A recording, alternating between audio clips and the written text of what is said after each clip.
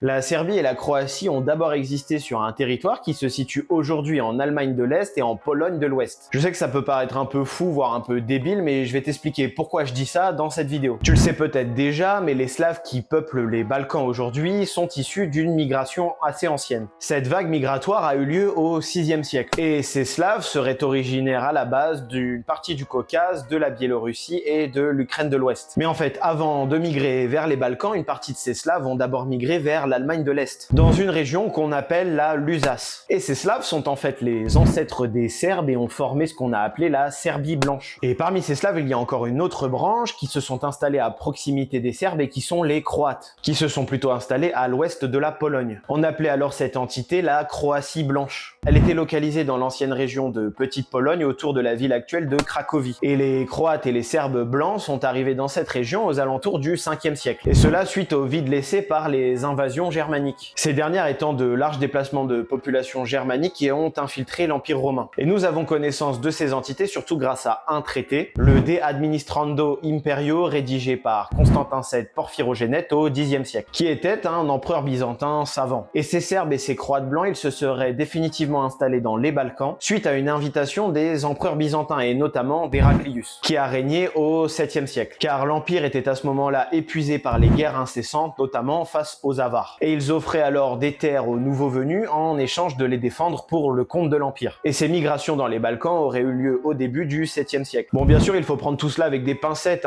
car Constantin VII le décrit plus de 3 siècles après les faits. Bon, pour finir, pourquoi on appelait ces Serbes et ces Croates blancs? En fait, dans la culture slave ancienne, les couleurs peuvent indiquer des directions. Par exemple, blanc signifie souvent le nord ou l'ouest, et noir plutôt le sud. Et le blanc peut également avoir un sens de pureté ou de peuple originel. Et ces couleurs, elles différencient surtout les différentes branches de Serbes ou de Croates installées dans différentes régions. Les Croates noirs se seraient par exemple peut-être installés autour de la Bohème et de la Slovaquie actuelle. Pour l'anecdote, il a existé une Croatie blanche qu'on appelait aussi Chrobatia jusqu'en 995 en Pologne. Et donc grâce au traité de Constantin VII, il nous est possible de retracer le potentiel chemin de migration des Croates et des Serbes avant leur implantation définitive dans les Balkans. Alors là, tu pourras pas me dire que tu as pas appris au moins quelque chose. Si c'est le cas, tu peux t'abonner, commenter, partager et liker la vidéo.